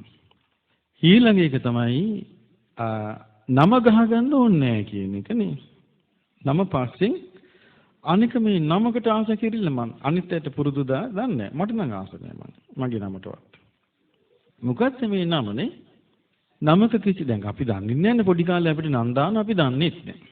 අපි ඇහැරිලා අම්මලාට කිව්වද අම්මේ මේ නම දාන්න. කිව්වද අපි? නෑනේ ඒගොල්ලෝ නම් දාලා තියෙන්නේ. අපි මහාන වෙනකොට අපි කිව්වද අනේ ස්වාමීනි මට මේ නම දාන්න කියලා. නෑනේ දෙන නමනේ ගත්තේ. ඊට පස්සේ ඔය නමට බැඳිලා නේ අපි මේ යන්න හදන්නේ. ඒකේ වටිනාකමක් මට නම් පේන්නේ නෑ. වටිනාකම තියෙන්නේ කරන පිනේමයි. කරන පිනේමයි වටිනාකම තියෙන්නේ. ඒ නිසා නමට බැඳෙන ලෝකෙ තුල නම ගහනකට අපිට දැන් හිතෙන්න ඉඩ තියෙනවා. කොහොමද? මගේ නමත් මේකේ කොටා ගන්න නැත්නම් ඒ සිතවිල්ලවත් වටිනාකමක් තියෙයි කියලා මං හිතන්නේ. ඒ නිසා වැදගත්ම දේ තමයි තමන් ඒ වැඩේ හරියට කිරීම. ඒක මේ දැන් බලන්න අපි මුලින් ඉඳලා ඉස්සර ඉඳලා කියනව නේද? මේකේ වැදගත් වෙන්නේ මොකද්ද? ක්‍රියාව. ක්‍රියාව වැදගත් වෙන කියලා කිව්වනේ. ඊළඟට මේකේ තව විශේෂ කරුණක් මේ ජාතක කතාවේ අපිට ඉගෙන ගන්න ලැබුණා. මොකද්ද? මෛත්‍රිය. මේ මෛත්‍රිය මිනිස්සුයි මේ පිරිසයි වඩපු විදිය නම් හරි පුදුමයි. ඒ කියන්නේ දැන් හිතන්නේ බැරි අසාධාරණයකට මේ පිරිස ලක්ුණේ නේ. හැබැයි මේ පිරිස බේරින්න බලාගෙන මෛත්‍රිය වඩුවා නෙවෙයි. දැන් අපි මෛත්‍රිය වඩනවා. එතකොට ආලිය හඬ තල දීගෙන දුආවි දෙන්නම් යවන්නම් කියලා. ඒම අදහසේ මෛත්‍රිය වඩුවා නෙවෙයි. දැන් මෛත්‍රිය වඩන්න මෛත්‍රී බලෙන් මුලාදෑනියට වෙයි වැඩේ. එහෙම මෛත්‍රී වැඩුවද? නෑ. මෛත්‍රී වැඩිවේ අපේ හිත රැකගෙන අපි මැරෙනවා. අපි හිතට තරහ ඇති කරගන්නේ නැතුව මැරෙනවා. හිතට වෛරය ඇති කරගන්නේ නැතුව අපි මැරෙනවා. ජීවිතය අතහැරලායි මෛත්‍රිය වැඩි වෙන්නේ. ආයි ජීවත් වෙන්න හිතාගෙන කළ වැඩක් නොවේ. දැන් බලන්න ඒ විදිහට මෙත්සිත වඩන්න යම් කිසි කෙනෙක් හැකියාවක් උපදවා ගත්තොත් ඒක කොච්චර පිහිට වෙයිද නේ? ඉතින් ඒ නිසා දැන් මේ වගේ මහා ආපදා අවස්ථාවල මම හිතන්නේ පාරමී බලේ නිසා තමයි මග කුමාරයාට ඒක කරන්න පුළුවන් උනේ. නමුත් පිරිසත් කළේ පිරිසත් ඒක කළානේ. එතකොට මේ පිරිසත් ගිහිල්ලා උපන්නේ දිව්‍ය පිරිස වෙලානේ. එතකොට අපිට පේන මේ කෝන්තර පිරිමැහිල්ල කල්පනා කර කර හිටියානම් කවදාවත් මේක කරන්න බෑ. මේක කරන්න බෑ. දැන් එතකොට මුලාදෑනියා අනුන්ට කපාපු වලේ තමන් වැටුනේ. ඉතින් ඒ නිසා මේක යන්නේ ඒකත් පේන්නුම් කරනවා. මොකද්ද? අනුන්ට වලවල් කපන්න හොඳ නැහැ. ඒ වලේ වැටෙන්නේ තමන්.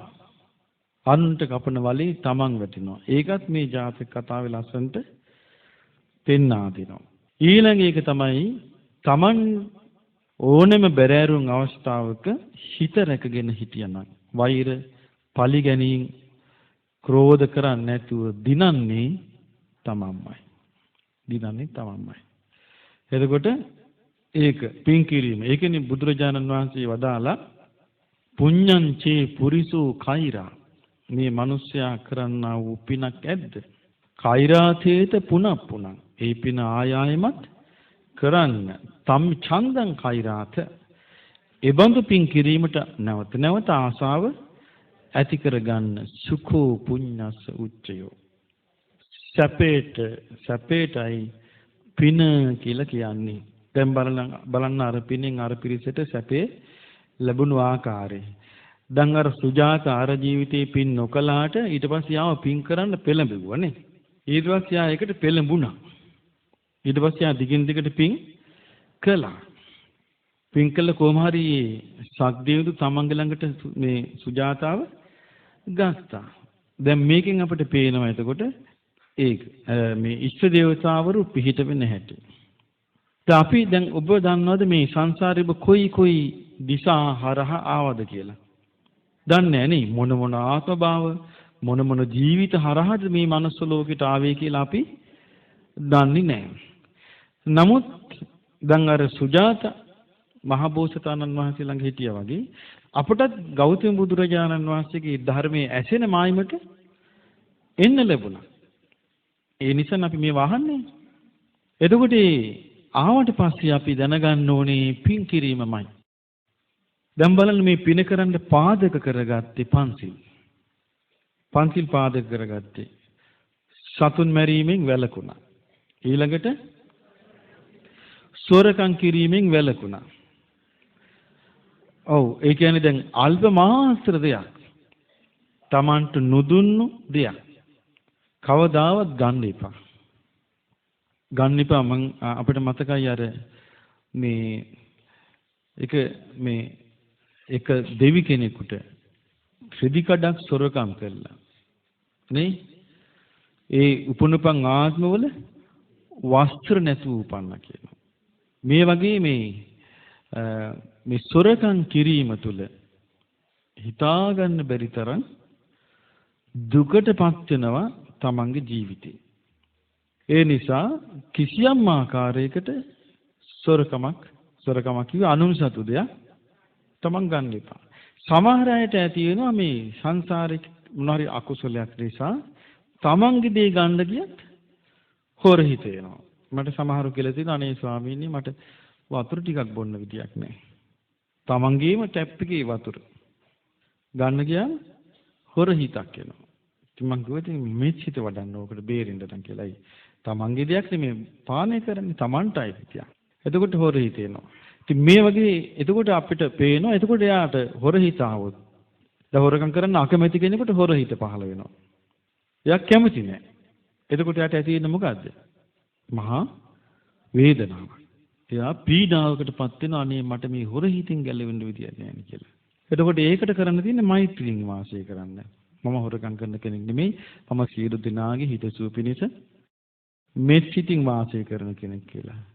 අනුන්ගේ දේවල් වලට අයිතිය ගහන්න යන්න එපා. අනුන් සතු දේ හැටියටම අඳුනා ගන්න. අනුන් සතු දේ මගේ කියලා ගැනීම ඊළඟට ඒක අකුසලයක් බවට පත් වෙනවා.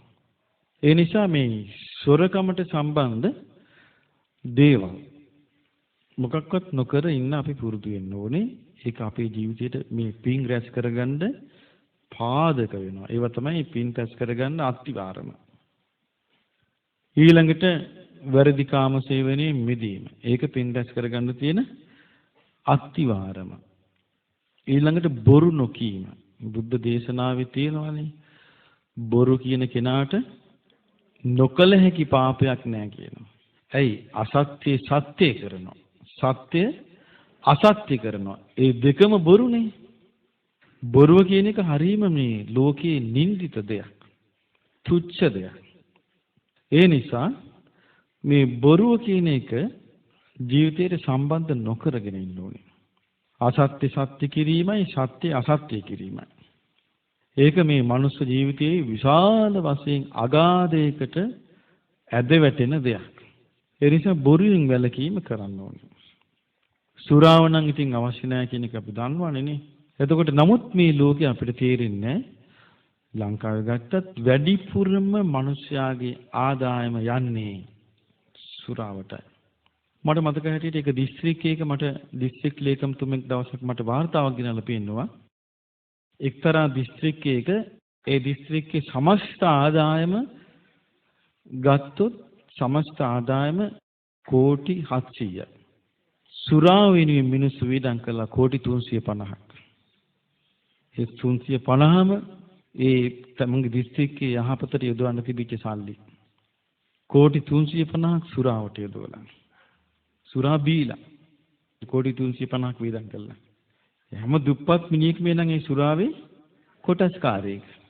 ඒ කෝටි 350 ඒගොල්ලෝ සුරා නොබී එකතු කළා නම් මහා විහාරයක් හදන්න බැරියයි. නේද? ඒ නිසා මේ සුරාව කියන්නේ මේ ජීවිතේට යන්තම්වත් උදව් උපකාර වෙන දෙයක් නෙවෙයි. එතකොට මේ පංචශීලයේ තමයි පින් කරන්න තියෙන අත්විවරම.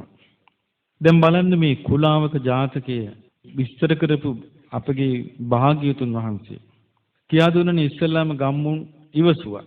දැන් අන්න අන්න ඒකත් මේකේ තියෙනවා නේ. ඉවසුවා.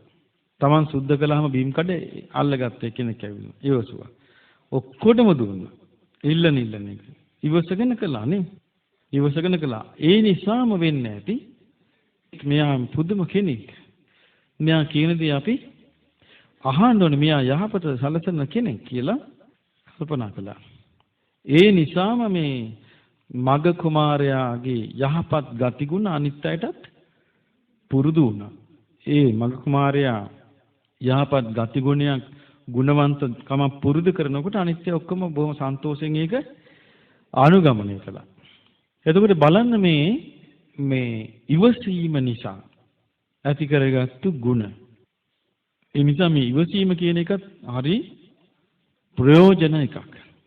හරි ප්‍රයෝජන එකක්. එතකොට අපිට තේරෙන්නේ සමහර දේවල් තියෙනවා කොච්චර කල් ඉවසන්නද කියලා තේරෙන්නේ නැති තරම් ඉවසන්න වෙනවා. ඉතින් මේ නිසා ඉවසීම පින් කරන්න උපකාරී වෙන ප්‍රධාන දෙයක්. ඊළඟට සිල්පද. ඒ කියන්නේ සිල්වත් වාසය කිරීම පිනට උවමනා කරන අත්විවරම හැදෙනවා. ඊළඟට මෛත්‍රිය. ඒ මෛත්‍රී බලය යාට සම්පූර්ණයෙන්ම උපකාරී වෙනවා. දැන් මේ වගේම තමයි දැන් අපිට මේකට තව එකතු කරගන්න පුළුවන් මේ බෝසත් චරිතෙනේ. බුදුරජාණන් වහන්සේ කෙරෙහි පැහැදීම. ඒ පැහැදීම තිබුණාම ඒ පැහැදීම පුදුම විදියට ජීවිතවලට උදව් කරනවා. දැන් අපිට මේ හොඳ කාලයක් ඉන්නේ සම්බුද්ධත්ව ජයන්ති කාලේ. ඉන්දියාවේ අපි ආශ්‍රය කරන අපේ අසපුවෙන් කරන දහම් සේවාවලදී අපි අලුත් වචනයක්. මොකද ඉස්සර මහාරාෂ්ට්‍ර පළාතේ තිබුණා මිනිස්සු මුණ ගැහුණාම මේ නමෝ බුද්ධාය කියනවා. දැන් නමෝ බුද්ධාය කිව්වහම මේ දැන් පසුගිය දවස්වල එහෙම ප්‍රශ්නයක් වුණා මට අපේ දායක පින්වත්ෙක් ඉන්දියන් දායක පින්වත්ෙක් කතා කරලා කිව්වා ස්වාමීන් වහන්සේ නමෝ බුද්ධාය කියලා අපි කිව්වහම ස්වාමීන් වහන්සේලාත් නමෝ බුද්ධාය කියනවා. ඒ කියන්නේ බුදුරජාණන් වහන්සේට නමස්කාර වේවා කියලා කිව්වහම නමස්කාර වේවා කියලා මේ මහත්තයා ගිහිල්ලා ඔය දිල්ලියට ගිහපෙල හාදු කෙනෙක් හම්බෙලා ඉන්දියන් හාදු කෙනෙක් නමෝ බුද්ධාය බන්තේජී කියලා කිව්වලු. කිව්වම අර බුදුරජාණන් වහන්සේගේ අර හාමුදුරු අතේ ඇඟිලි හදලා ආත උඩට උස්සලා මංගල් හෝ කිව්වලු. මංගල්‍යයක් වේවා කියලා. ඉතින් මේ මහත්තයාට මේක හිතට රිදුණා. රිදලා කියලා තියෙනවා මේ ස්වාමීනි මම දැන් නමෝ බුද්ධාය කියලා අපගේ ශාස්ත්‍රඥ වහන්සේ සීකලා වාසි දැක්කහම. දැන් අපේ ලංකාවේ ස්වාමීන් වහන්සේ අපි ගැන විස්තරය කියලා ලංකාවේ ස්වාමීන් වහන්සේලා අපි ළඟ ඉන්නවා. අපි අසුරු කරනවා උන්වහන්සේලාත් නමෝ බුද්ධාය කියලා කියනවා. ඔබ වහන්සේ මොකෝ අත උස්සලා අර ඇඟිලි නවලා මංගල් හෝ කිව්වේ. නෑ බුදුරජාණන් වහන්සේ එහෙමනේ කරන්නේ කියලා. ඉතින් බුදුරජාණන් වහන්සේ කවුද ඔබ වහන්සේ කවුද කියලා. ඉතින් මට ඇවිල්ලා කිව්වා මෙහෙමයි. ඊට පස්සේ තේරුම් අරන් වැරද්ද. ආයෙ හම්බ වෙලා සාරනාත්වලදී හාමුදුරුවෝ.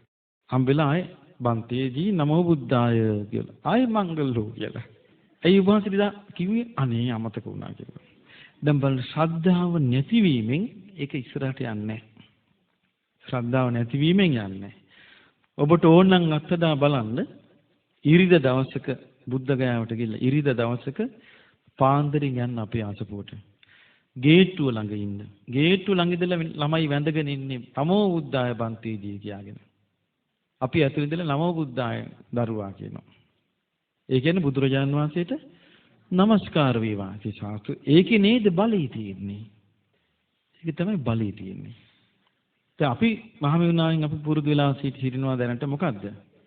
තෙරුවන් සරණයි තුනුරුවන්ගේ පිහිට ලැබේවා කියලා. මට හිතෙනවා ඊට වඩා බලය තියෙන්නේ බුදුරජාණන් වහන්සේට নমස්කාර වේවා කියන එකේ. නමෝ බුද්ධාය.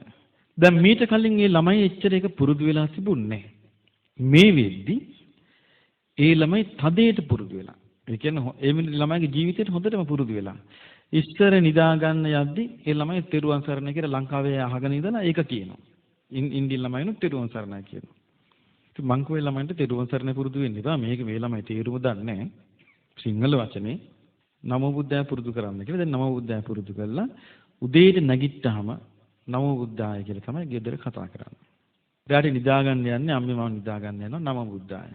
එතකොට අම්මත් කියනවා නමෝ බුද්ධාය. උදේ නැගිට්ටාමත් එහෙමයි. ටෙලිෆෝන් එකේ කතා කළාම නමෝ බුද්ධාය. එතකොට ටෙලිෆෝන් එකෙන් කතාව අවසන් කරන්නේ නමෝ බුද්ධාය. බලන්න මේක කොච්චර වටිනාද යන්ට. දැන් වෙනස් වෙලානේ දැන් ඉස්සර ටෙලිෆෝන් එකෙන් කතා කරද්දී හලෝ. දැන් හායි. අය හොයි කියයි ඉස්සරහට. දැන් මොන ගමනම කියන්නේ නේද? හායි ගන්නවා. දැන් අනාගතේ හොයි කියයි. මොකක් කියයිද දන්නේ. මේ නිසා මේ හායි හොයි කියනවා ඒගොල්ලෝ කියාගත්තා. අපිටත් කියන්න වෙනවා සමහර දවස්වලට සුද්ධ මුණ ගැහුණා සුද්ධ අපිටත් ඒදි හායි කියනවා. අපි හායිනකෝ සුද්ධ තරහ වෙනවා.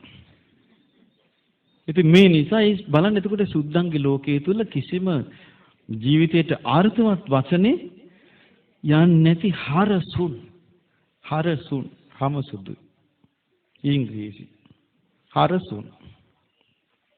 එතකොට බලන්න මේ ඉන්දියන් සමාජෙ පුදුම විදියට ඒ ගතිය එනවා. දැන් අපි ළඟ මහාන වෙච්ච සංඝ පිරිස නමෝ බුද්ධාය ලස්සනට පුරුදු වෙගෙන යනවා බුද්ධ ගයාව. එතකොට ඉන්දියන් ස්වාමීන් වහන්සේලානේ මං කිව්වා ඒගොල්ලන්ගේ දැන් ඔයගොල්ලන්ගේ පරම්පරාව මයුර වංශේ දැන් ඒගොල්ලෝ ඔක්කොම හින්දු. මං කිව්වා දැන් මයුර කට්ටිය හින්දු. නමුත් ඒගොල්ලන්ට කියා දෙන්න මේ උඹලා හින්දු කරලා මේ තියෙන පරම්පරා ගානක්. නමුත් උඹලා ඔක්කොම මේ ධර්මාශෝක රජුගේ පරම්පරාව. දැන් මිනිස්සුන්ට තේරෙනවා. දැන් මේ මට ළඟදී මේ බරණැසදී මේ ලොකු හෝටලයක අයිතිකාරයෙක් යා අශෝක පරම්පරාවේ කෙනෙක්. ඉතින් දානෙට වඩින්න කියලා ආදරණ කළා. ඉතින් මම එක්කන් ගියා. දැක්ක ගමන් නමෝ බුද්ධාය කිව්වා. නමත් නමෝ බුද්ධාය කිව්වා. දැන් මට හරි සතුටක් හිතුණා. දැන් අපි අදහස යනවා. අපි කියන්නේ සමාජය තුළට යනවා. ඒක වේගෙන් පුරුදු කරන්න පුළුවන්. ඒක සමහරට ඒ රටේ අයට තේරෙනවා අපිට තිබුණා යමක් ඒක දැන් නැහැ කියලා. ඒ නිසා ඒගොල්ලන්ට ඉක්මනට දෙන්න පුළුවන්. දැන් මෙතන අපිට යමක් තියෙනවා කියලා හිතන් ඉන්නෝනේ. මෙහෙට ඉක්මනට දෙන්න අමාරු එකයි. අතන අපිට යමක් තිබුණා දැන් නැහැ. ඒක තියෙනවා අතන. කියලා ලංකාව දිහා බලනවා. ඒ නිසා දැන් ලංකාවෙන් කෙනෙක් කියලා මේවා පුරුදු කරන්නේ ලස්සනට පුරුදු වෙනවා. ඊට පොඩි දරුවෝ නමෝ බුද්ධාය කියන වචනේ ලස්සනට පුරුදු වෙලා. මුණ ගැහෙනකොට වෙන් වෙනකොට ලස්සනට නමෝ බුද්ධාය කියනවා. ඉතින් මේ නිසා අපිත් මං හිතන්නේ බුද්ධ ජයන්තිය වෙද්දී අපි ඒ වගේ එකක් පුරුදු කරගත්තොත් මං හිතන්නේ ඒක අපට හිතසුව පිණිස. අපේ දරුවන්ට දෙමව්පියන්ට දරුවෝ කියනවනම් අම්මේ මන් නිදා ගන්න යනවා එහෙනම් නමෝ බුද්ධාය කියලා අම්මා කියනවනම් කොච්චර අලංකාරයක්. බලාගෙන ඉන්න අයට කොච්චර සතුට. උදේම නැගිට්ටාම නිකන් ඔළුව කහ මේ නිකන් එහෙමනේ ළමයිනේ. උදේ නැගිටලා ඔහේ ඔළුව කහ බාගෙට ඇස් වහගෙන ඉස්සරහට එනවා. එහෙම නැතුව ලස්සනට ප්‍රබෝධවත් නැගිටලා නමෝ බුද්ධාය අම්මේ නමෝ බුද්ධාය තාත්තේ කියලා කියනවන ළමයි. එතකොට දෙමව්පියත් කියන පුතේ නමෝ බුද්ධාය පුතේ කියලා කොච්චර ලස්සන ආරම්භයක් ඒ ගෙදර තියෙනවද නේ? අපිට මේ බුදුරජාණන් වහන්සේගේ සම්බුද්ධත්වයේ සීකරන මේ කාලේ මං හිතනවා මේ නමෝ බුද්ධාය භාවිතය අපිට අහිමි වූ දෙයක්, අපේ ළඟ තිබිච්ච දෙයක්, අපට නැති වී ගිය දෙයක්, නැවත අපි ආරම්භ කළ යුතු දෙයක්, ඒකාන්තයෙන්ම අපට හිතසුව පිණිස පවතින දෙයක්. එතකොට බලන්න මේ ජාතක කතාවට අමතර දේවල් අපිට ගන්න පුළුවන් දැන් ශ්‍රද්ධාව. දැන් මේකේ පේනවා මග කුමාරයා ගුණයක පිහිටෙව්වේ. නමුත් බුදුරජාණන් වහන්සේ පහළ වෙලා ශ්‍රද්ධාවෙත් පිහිටවනවා ගුණෙත් පිහිටවනවා. උන්වහන්සේ ශ්‍රද්ධාවේ පිහිටවනවා පිරිස උන්වහන්සේ කෙරෙහි හිත පහදවා ගන්න කියලා. උන්වහන්සේව සරණ යන්න කියා දෙනවා. දැන් මග කුමාරයාව සරණ යන්න කියා දුන්නේ ගුණයක් විතරයි පුරුදු කෙරෙව්වේ. දැන් මේකේ සරණ යන්න කියා දෙනවා. බුදුරජාණන් වහන්සේ සරණ යන්න කියලා. එතකොට දැන් අපිට සීලය තියෙනවා. එතකොට සීල් දෙකක් තියෙනවා. සරණ සීලේ සංවර සීලය කියලා. දැන් එතකොට පංච සීලය ආйти වෙන්නේ මොකේදද? සංවර සීලයට. තිසරණයි ආйти වෙන්නේ සරණ සීලයට. එතකොට මේ සරණ සීලයයි සංවර සීලයයි දෙකම අපිට ඒකාන්තෙම පිහිට වෙනවා. එතකොට මේවෙන් අපි අපේ ජීවිතේ ධර්මය හොයාගෙන පැමිණිල්ලේ අපිට බලාපොරොත්තුවක් තියෙන්න ඕනේ. ඒකක් තමයි සුගතිය ඉපදී.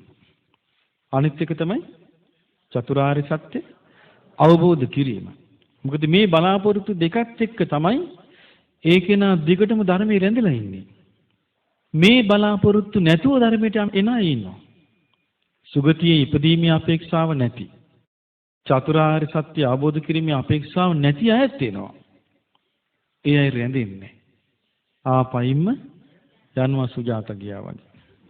සුජාත හිටියා අර පිරිසේ. පිරිස මැද්ද සුජාත ඉන්නකොට මිනිස්සු හිතන්නේ තියන්නේ පින් කඳක් කියලා. නමුත් පිරිස මැද හිටිය සුජාතගේ හිත වෙනස්. එතකොට අපිට පේනවා හොඳට මතක තියාගන්න ඔය ඉලක්ක දෙකත් එක්කයි අපේ පින දිගට ගෙනියන්න පුළුවන් වෙන්නේ. සුගතිය යෑමේ ඉලක්කෙත් චතුරාර්ය සත්‍ය අවබෝධ ඉලක්කෙත්. මේ ඉලක්ක දෙක නැත්නම් පරිසරයේ එනකොට වෙනස් වෙලා යනවා. පරිසරයේ එනකොට වෙනස් වෙලා යනවා. ඒ වෙනස් වෙලා යන්නේ මේ අපේක්ෂාව බලවත් නැති නිසා. එතකොට සුගතිය යාමේ අපේක්ෂාවත් චතුරාර්ය සත්‍ය අවබෝධ කිරීමේ අපේක්ෂාවක් තියෙන්න ඕනේ. එතකොට තමයි තමන්ට පහළ වෙන අකුසල් තේරුම් අරගෙන ඒ අකුසල් අත්හරින්නේ. ඊළඟට කුසල් උපද්දවන්නේ. මොකද සුගතිය අපේක්ෂාවක් තියෙන්න ඕනේ. නැත්තම් මේ පින කරා ඉන්නේ එකේ කිසිම තේරුමක් නැහැ. තේරුමක් ඇතුව කරන්නේත් නැහැ. ඒ සුගතිය අපේක්ෂාවත් චතුරාර්ය සත්‍ය අවබෝධ අපේක්ෂාවක් තිබ්බොත් නම පස්සට යනවා. පින ඉස්සරහට එනවා. ඒ අදහස නැත්තම් එයා පින පස්සට දාවි නම ඉස්සරහට ගනිවි. ඒ නිසා ඒක එතකොට නමට තැනක් නැති වෙනකොට එයා ඒක අතාරිනවා. මට ඉස්සර මාව පිළිගත්තා. දැන් පිළිගන්නේ නැහැ. ඉස්සර මට තැනක් තිබ්බා. දැන් තැනක් නැහැ. එතකොට එයා හෙව්වේ මොකද්ද? තැන.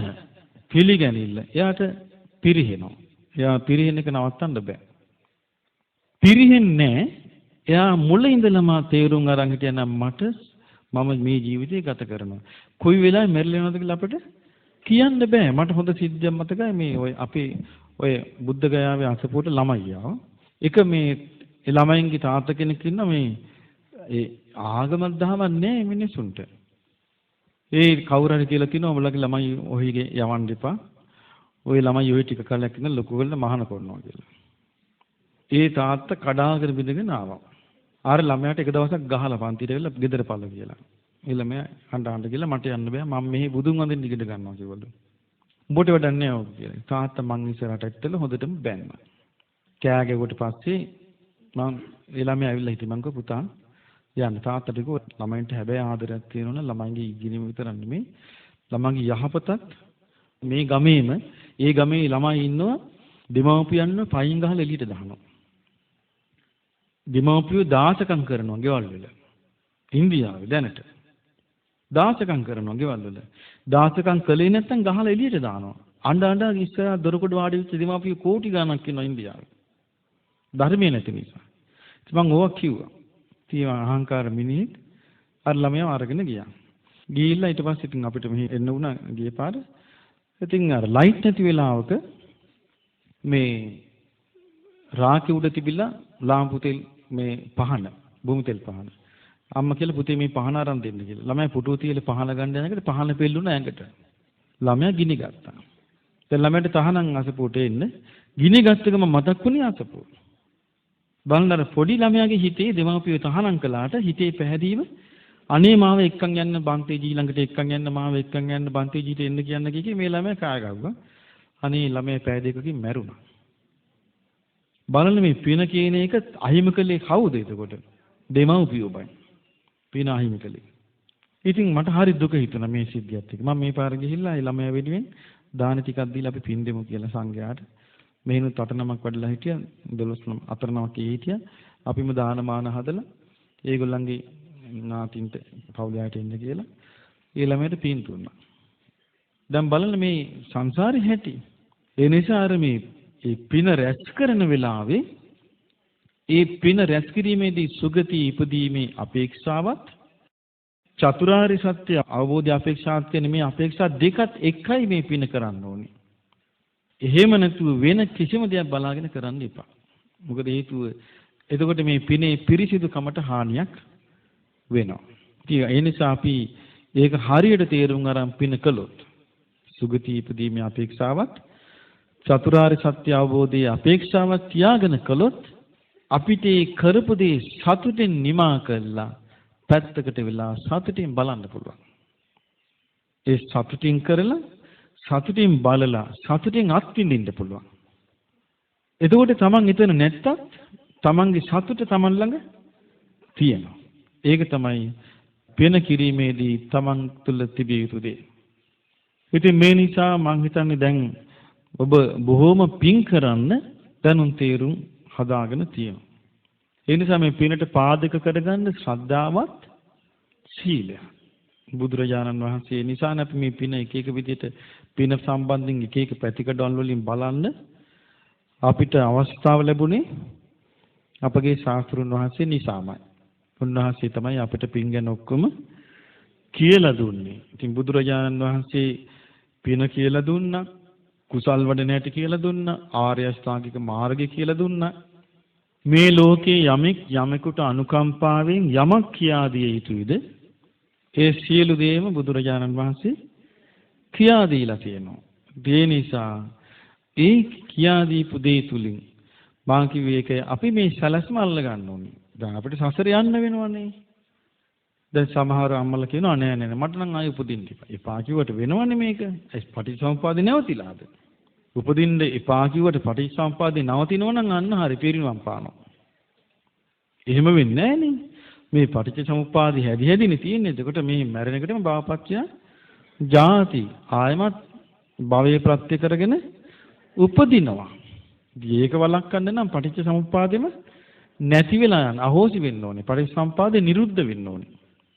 පටිච්චසමුප්පාදේ නිරුද්ධ වුණාම තමයි නිවනටපත් වෙන්නේ. අරහත්ත්වයටපත් වුණා කියන්නේ. එතකොට විතරයි පිරිනිවන් පාන්නේ. එහෙම නැතුව ඉතින් පිරිනිවන් පාන්නේ.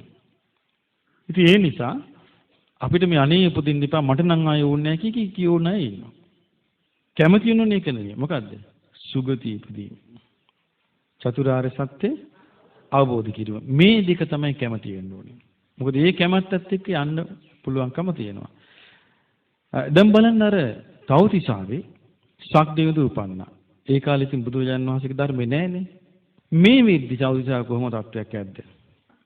මේ විද්දි ගෞතම බුද්ධ ශාසනය තුල පින්දහම් කරපු අය, බෙහෙර විහාර හදපු අය, චතුරාර්ය සත්‍ය අවබෝධ කරපු අය තවතිසාවේ නැද්ද? ඉන්නවා. මේ වෙලාවේ කවුරු හරි ගියොත් අන්න වාසිය තියෙනවා. තවතිසාවට ගියත්, යාමයට ගියත්, තුසිතයට ගියත්, නිම්මාන රතියට ගියත්, පරිමිත වසවත්තියට ගියත්, බ්‍රහ්මකායික ලෝකයට ගියත් වාසියක් තියෙනවා. මොකද්ද තියෙන වාසිය? මාර්ගඵලලාභී දෙවිවරු ඉන්නවා. ඒගොල්ලෝ කරුණාමයිත්වයෙන් යුක්තයි. ඒකට ඒගොල්ලෝ අනිවාර්යෙන් මේ මනුස්ස ලෝකේ යන කෙනාට උදව් කරනවා. ඒ නිසා මේ අර සුගතිය ඉපදීමේ අපේක්ෂාවෙන් නිරන්තරයෙන් පින රැස් කරමින් චතුරාර්ය සත්‍ය ධර්මයේ අවබෝධ කිරීමේ අපේක්ෂාවෙන් ධර්මයේ ඉගෙන ගනිමින් පුරුදු කරමින් වාසය කරන්න ඕනේ. ඒක තමයි අපිට මේ ජීවිතයේදී අපිට ලැබිච්ච දුර්ලභ අවස්ථාව. නැත්තම් ඔය වගේ අපේක්ෂා දෙකකින් යුක්තව ගිහි ජීවිතය අවසන් කරන හොයාගන්න තියෙනවද? නෑනේ නේ. දැන් නම් ඉතින් ධර්ම පැතිරිලා නිසා දැන් යම් කිසි ප්‍රමාණයකට ඉන්න මං කී මහමෙවුනා බිහි වෙන්නේ ඉස්සර වෙලා එහෙම අපේක්ෂාවක් තිබුණේ මට මතකයි ඉස්සර දිව්‍ය ලෝකෙට හරියට ගරහනවා. ධර්මය අවබෝධ කරන්න බෑ කිය. දැන් කියන්නේ නෑ නේද? මම අහලා නෑ ඒක කියනවා.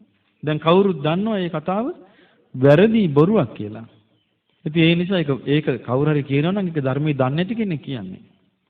ඉතින් ඒ නිසා අපි දැන් මේ කුලාවක ජාතකේ අපි වැදගත් තොරතුරු රාශියක් ඉගෙන ගත්තා. පින් කිරීම ගැන, ඉවසීම ගැන, සීලය ගැන, මෛත්‍රිය ගැන, ඊළඟට මේ පින පිහිට වෙන ආකාරය ගැන, පින් කරන්න බැරි වෙච්ච එක්කෙනා කරදරේ වැටෙන විදිය ගැන, ඊළඟට ඉෂ්ට දේවතාවුන්ගේ උපකාර ලැබෙන ආකාරය ගැන, මේ කර්මඵල අපි සෑහෙන වටිනා තොරතුරු රාශියක් ඉගෙන ගත්තා. ඒ නිසා අපට උතුම් චතුරාර්ය සත්‍ය අවබෝධ වීම පිණිස මේ දහම් කරුණු අපේ ජීවිතයට ඒකාන්තයෙන්ම උපකාර වේවා.